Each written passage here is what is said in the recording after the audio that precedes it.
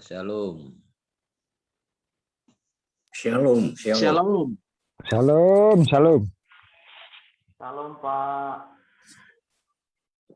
Ya, selamat malam Bapak Ibu yang hadir di dalam Zoom meeting Evangelist Planner malam hari ini.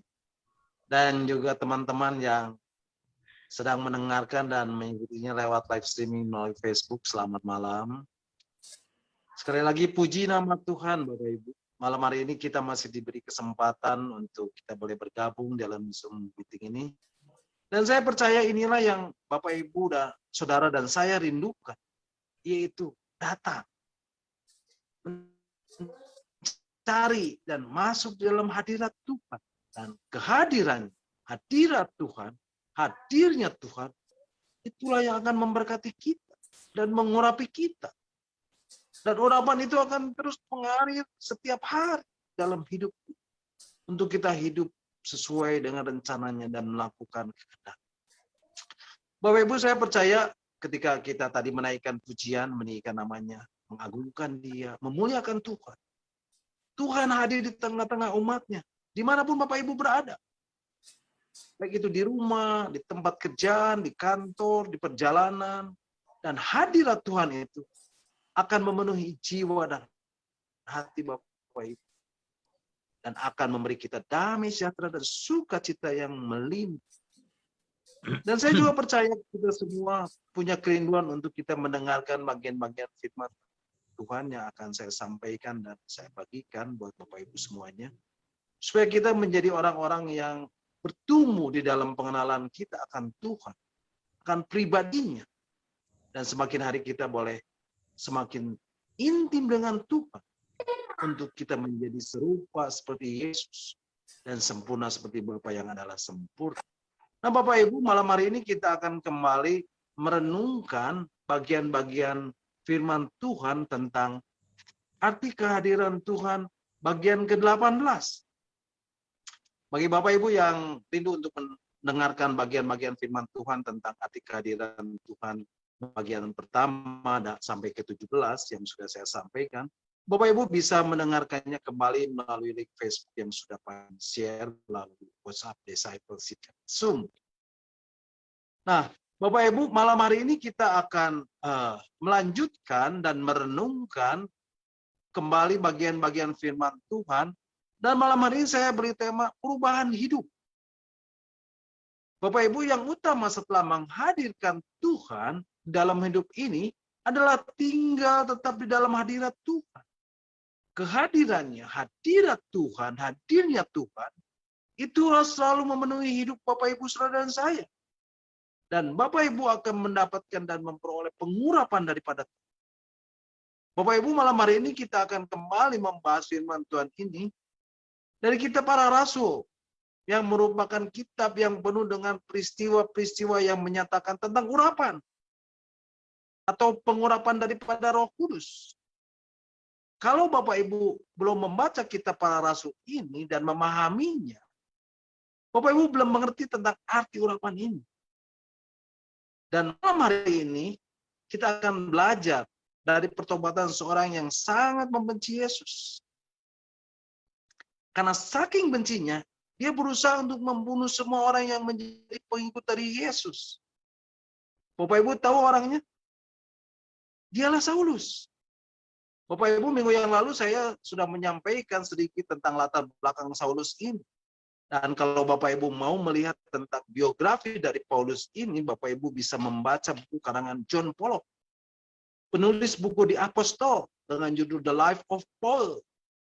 Nah, Bapak Ibu, saya akan mereview dan mengulang apa yang sudah saya sampaikan minggu lalu dengan singkat, supaya kita dapat mengingatnya kembali. Sedikit latar belakang tentang Saulus ini yang akhirnya disebut sebagai Rasul Paulus, yang banyak mengajarkan kita tentang Tuhan Yesus. Dan tidak heran di kemudian hari ia dikenal sebagai Rasul yang penuh kasih karunia.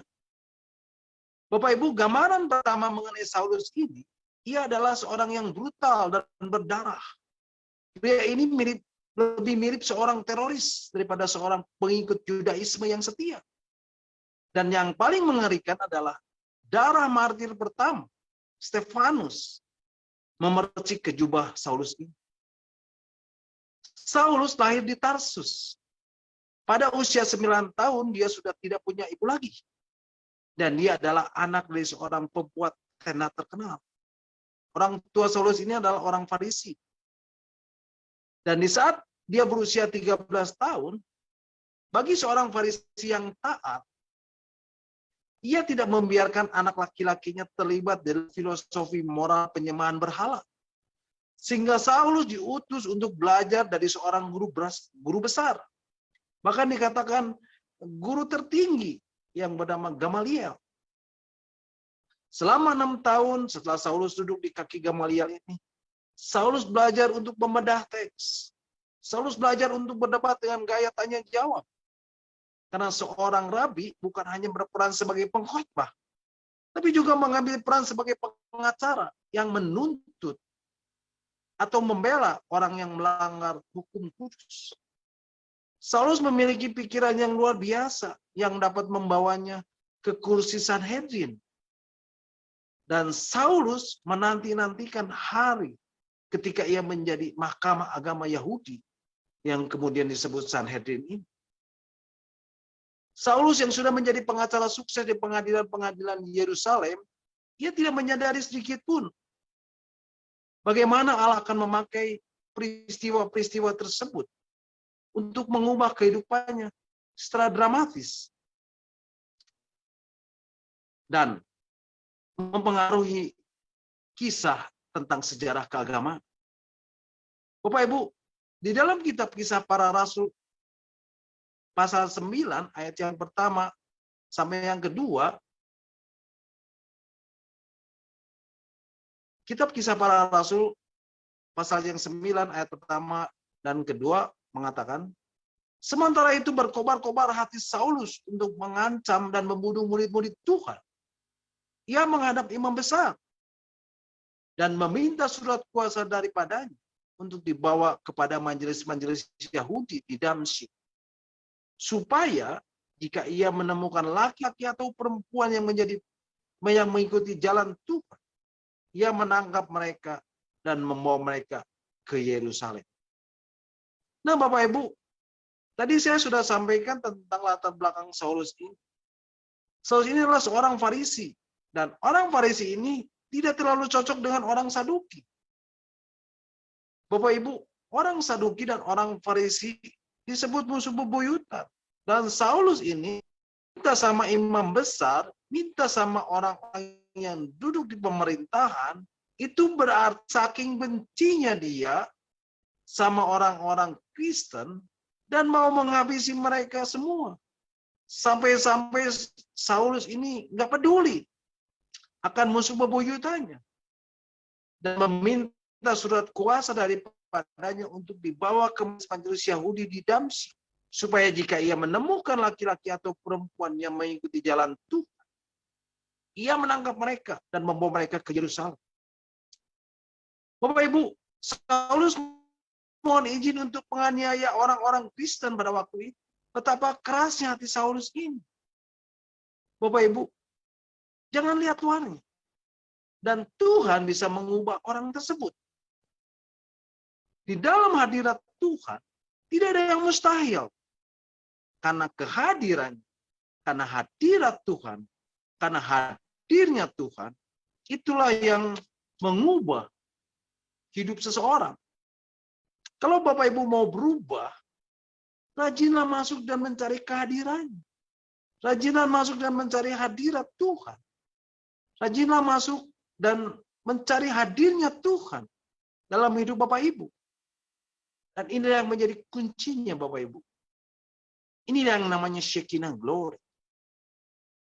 Bapak Ibu, ada 3 macam, ada 3 dimensi hadirat Tuhan, Bapak Ibu.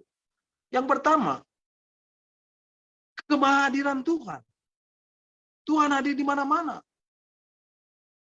Atau disebut omnipresent. Yang kedua, kehadiran Tuhan di dalam hidup orang percaya. Indwelling present. Artinya kehadirannya, hadirat Tuhan, hadirnya Tuhan ada di dalam tubuh ini yang merupakan bait Allah, yaitu dalam kehidupan orang-orang Kristen.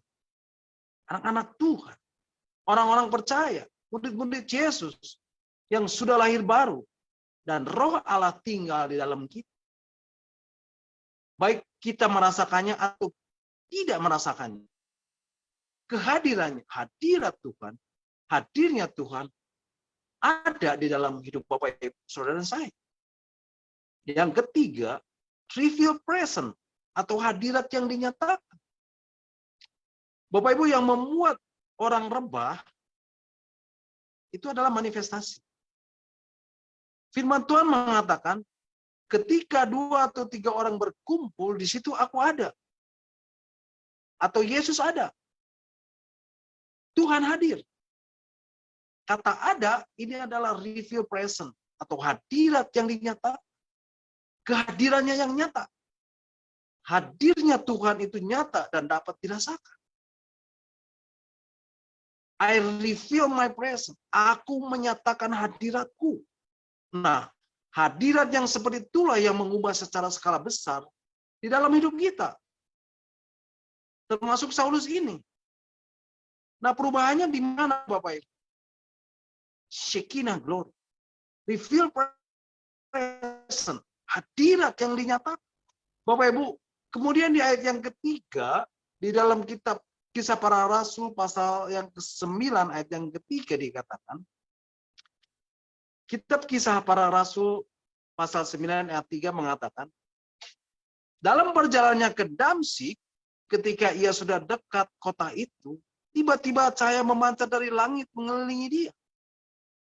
Bapak Ibu, saya mau kasih tahu buat Bapak Ibu, ini Shekinah glory dalam bentuk sesuatu yang sangat nyata. Sebuah cahaya. Dikatakan memancar dari langit mengelilingi dia. Nah, Bapak Ibu, kemudian di dalam kitab Kisah Para Rasul pasal yang 22 ayat yang ke-6 dikatakan, cahaya yang menyilaukan. Mari kita baca kitab Kisah Para Rasul 22 ayat 6. Kitab Kisah Para Rasul 22 ayat yang 6 mengatakan, tetapi dalam perjalananku ke sana, ketika aku sudah dekat Damsyik, yaitu waktu tengah hari, tiba-tiba memancarlah cahaya yang menyilaukan dari langit mengelilingi aku.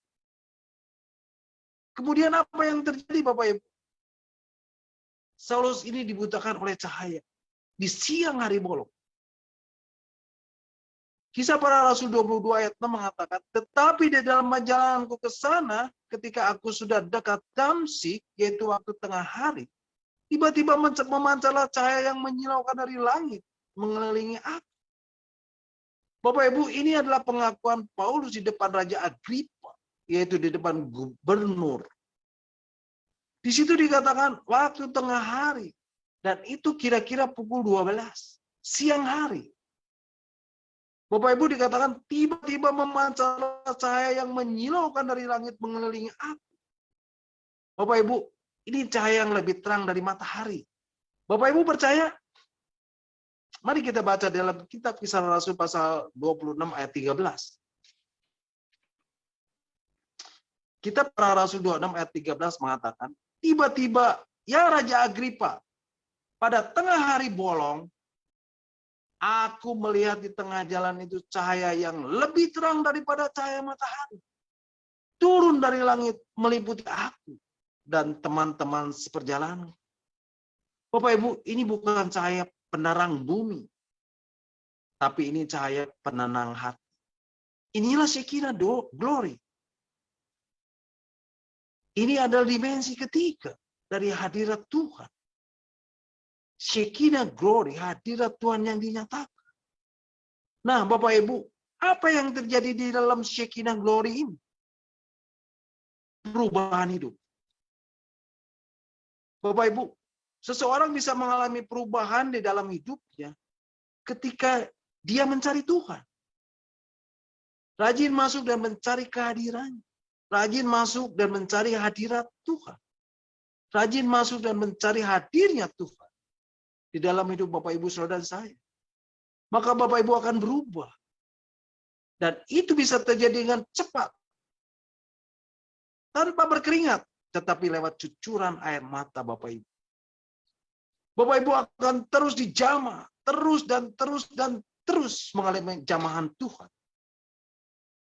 Bapak Ibu akan mengalami akan dihancurkan lewat Shekinah glory. Lewat hadirat Tuhan yang dinyatakan. Bukan cuma sekali, tetapi berkali-kali. Dan Bapak Ibu akan mengalami transformasi hidup. Bapak Ibu akan ditransformasi. Bapak Ibu, jangan berpikir secara akal budi atau secara pikiran untuk berubah. Nggak perlu Bapak Ibu.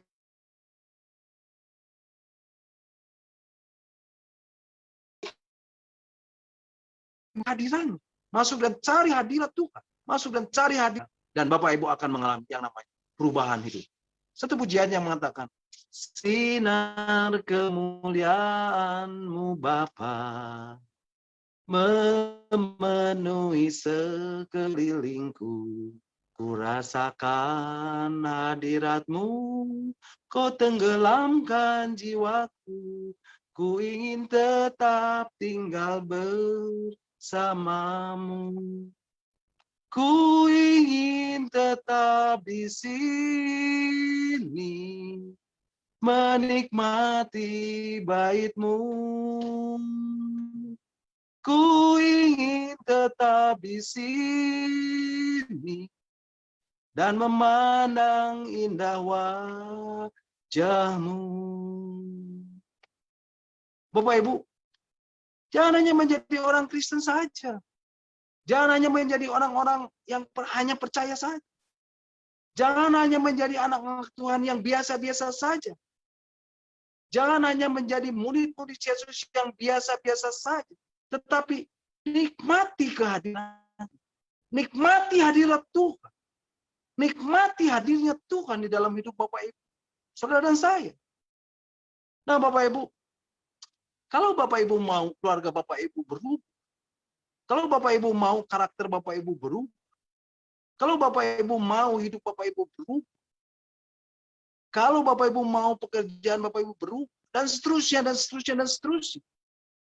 Bangun dan buat atau hadirkan ruang Shekinah glory di rumah.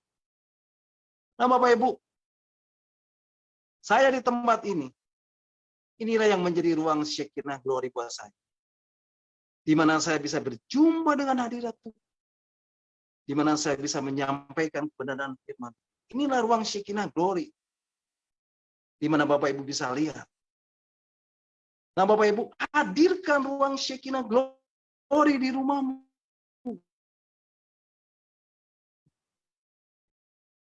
Buat mesbah di dalam keluarga. Dan kalau Tuhan, dan Bapak Ibu adalah satu-satunya orang yang percaya kepada Tuhan, maka rajinlah berdoa di dalam rumah itu.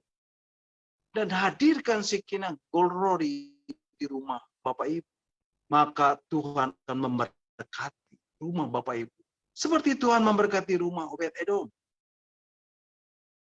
Bapak Ibu, di dalam kitab 1 Tawarikh, pasal yang ke-13 ayat ke-14 dikatakan, kitab 1 Tawarikh pasal 13 ayat 14 mengatakan, 3 bulan lamanya tabut Allah itu tinggal pada keluarga Obed-Edom di rumahnya. Dan Tuhan memberkati keluarga Obed-Edom dan segala yang dipunyai. Bapak Ibu, rajin berdoa di dalam rumah dan hadirkan Shekinah glory di rumah Bapak Ibu. Maka Tuhan akan memberkati rumah Bapak Ibu seperti memberkati rumah Obed-Edom. Bapak Ibu, rajinlah masuk dan mencari kehadiran. Rajinlah masuk dan mencari hadirat Tuhan. Rajinlah masuk dan mencari hadirnya Tuhan di dalam hidup Bapak Ibu, saudara dan saya. Bapak Ibu, mungkin saat ini sudah kira-kira 3 tahun doa Bapak Ibu belum dijawab Tuhan. Dan tidak terjadi sesuatu. Tidak terjadi apa-apa atas doa Bapak Ibu. Janganlah berputus harapan. Janganlah terpancing oleh si iblis yang selalu mendakwa kita. Dan janganlah sampai tercuri benih Shekinah glory itu. Tetaplah tinggal di dalam kehadiran. Tetaplah tinggal di dalam hadirat Tuhan. Tetaplah tinggal di dalam hadirnya Tuhan. Dan yakinlah, ketika Tuhan melawat satu hari, hanya di dalam waktu hitungan menit saja, maka doa Bapak Ibu akan terjawab. Dan itu adalah air mata Bapak Ibu 3 tahun yang lalu.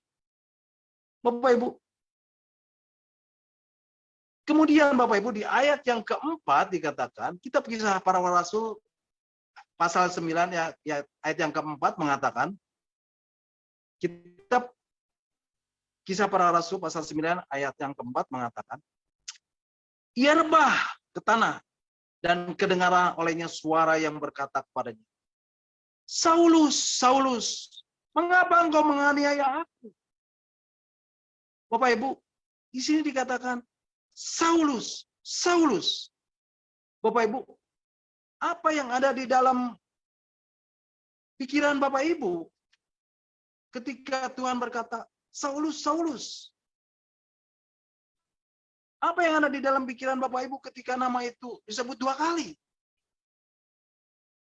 Nah, Bapak Ibu, kalau Bapak Ibu perhatikan di dalam Alkitab, di dalam Perjanjian Lama, ketika Tuhan memanggil Musa, di dalam kitab Keluaran pasal 3 ayat yang keempat dikatakan, kitab Keluaran pasal 3 ayat 4 mengatakan, ketika dilihat Tuhan bahwa Musa menyimpang untuk memeriksanya, berserulah Allah dari tengah-tengah semak duri itu kepadanya. Musa, Musa. Dan ia menjawab, ya Allah. Kemudian Bapak Ibu, ketika Tuhan memanggil Samuel, di dalam kitab 1 Samuel pasal yang ketiga ayat 4 dikatakan, lalu Tuhan memanggil Samuel, Samuel. Dan ia menjawab, ya Bapak. Apa yang ada di dalam pikiran Bapak Ibu ketika nama itu disebut 2 kali? Nah Bapak Ibu, ketika Tuhan menyebut nama itu 2 kali, itu berarti ada job desk yang menanti. Ada tugas yang akan menyusul. Ada misi Tuhan yang harus dijalani dan dilakukan. Dan harus diselesaikan. Musa menjadi nabi dan membawa bangsa Israel keluar dari Mesir. Samuel menjadi nabi, menjadi hakim, dan imam bagi bangsa Israel. Saulus menjadi Rasul Paulus. Rasul terbesar yang menulis 2/3 dari kitab dalam Perjanjian Baru ini. Bapak Ibu, tahukah Bapak Ibu, di dalam Shekinah Glory, itu ada suara. Tuhan bisa berbicara secara audible. Bapak Ibu tidak dibiarkan tidak tahu apa-apa pada akhir. Firman Tuhan mengatakan, berbahagia mereka yang mencari wajah-Ku, sebab Aku akan ditemukan. Dan kalau Tuhan ditemukan, Dia selalu memberitahu sesuatu. Dan selalu berhubungan dengan masa depan. Karena Tuhan tidak pernah mengungkit masa lalu kita. Nah, Bapak Ibu, selanjutnya di ayat yang kelima dan keenam, di dalam kitab Kisah Para Rasul pasal 9, ayat yang kelima dan keenam dikatakan, kitab Kisah Para Rasul 9, ayat yang kelima dan keenam mengatakan, jawab Saulus, siapakah engkau Tuhan? Katanya, akulah Yesus yang kau aniaya itu. Kemudian ayat yang ke-6 dikatakan, tetapi bangunlah dan pergilah ke dalam kota. Di sana akan dikatakan kepadamu apa yang harus kau perbuat. Bapak Ibu, pertobatan Saulus ini bergandengan dan bersamaan dengan amanat Allah. Seharusnya dan sebenarnya memang begitu. Tetapi banyak orang-orang Kristen, anak-anak Tuhan, orang-orang percaya, murid-murid Yesus, sekarang ini hanya berstatus saja. Cukup dan hanya bertobat saja. Dan tidak ada action selanjutnya. Tidak pernah bersaksi tentang Yesus yang telah lahir ke dunia. Mati disalibkan. Kemudian bangkit pada hari ketiga dan naik ke sorga untuk menyediakan tempat bagi orang percaya. Dan akan datang kembali untuk menjemput orang-orang yang percaya. Bapak Ibu, itu salah. Nah, Bapak Ibu, pertobatan yang sejati itu bukan hanya karena berseru Tuhan, Tuhan, dan akan diselamatkan. Alkitab berkata, Yesus sendiri yang mengatakan di dalam Injil Matius pasal 7 ayat 21 dikatakan, Injil Matius pasal 7 ayat 21 mengatakan,